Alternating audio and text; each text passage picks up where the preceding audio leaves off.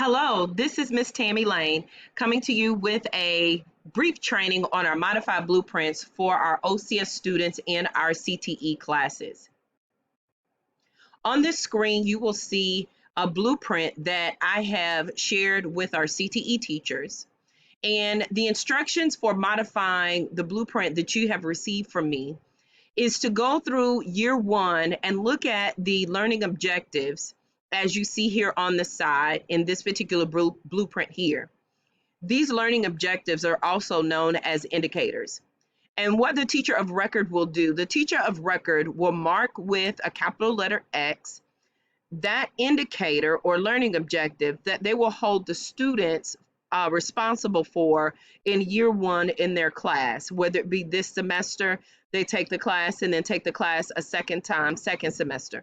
This will be considered year one or the first time taking the class.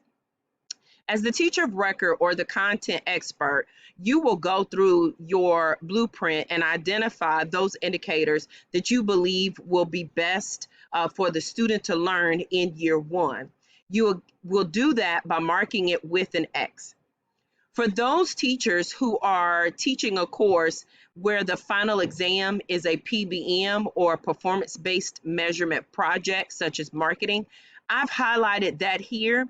You will only mark the indicators according to the PBM, since that is considered your final exam.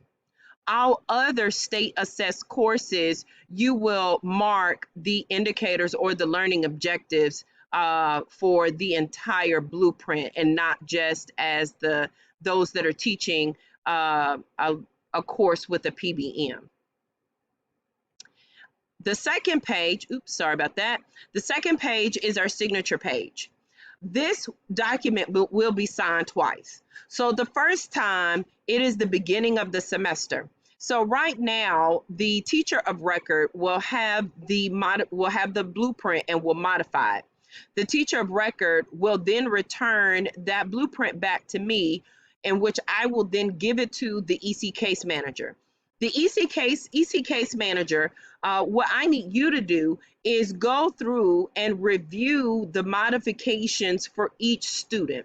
Based on your expert knowledge of the student, EC case manager, I want you to determine if the modifications are accurate for that student's learning level or ability, or if there needs to be some adjustments.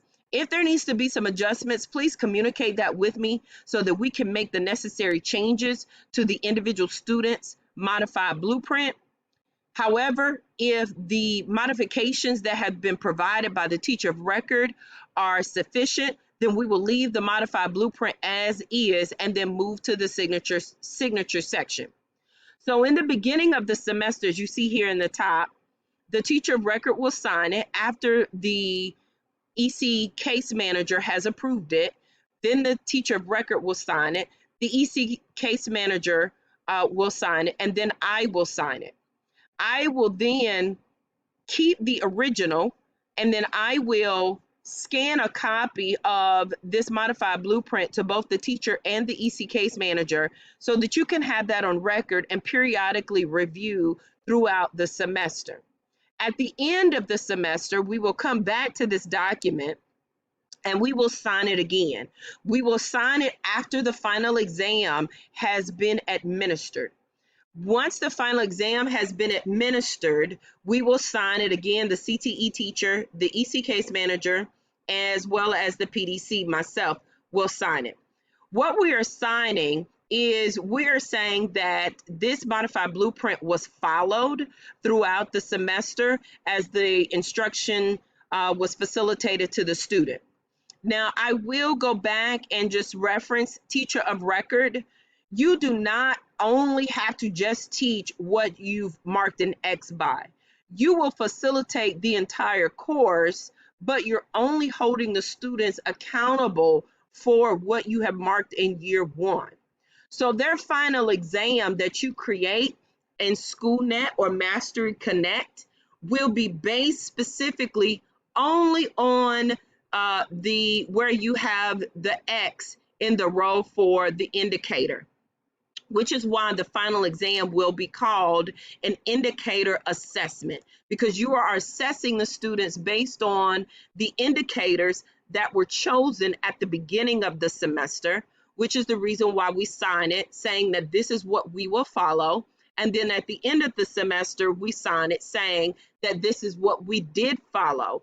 And based on following this modified blueprint, the student either had a score of 70 or higher and was deemed proficient, or the student scored a 69 or lower and was deemed not proficient. This document will then again be signed along with a copy of the student's final exam and answer key. And these documents will then be provided to the district at the end of each semester. So again, thank you so much for your attention on this brief tutorial for our modified blueprints so that we can begin our semester with the proper mind in place for our OCS students for a successful semester. Thank you.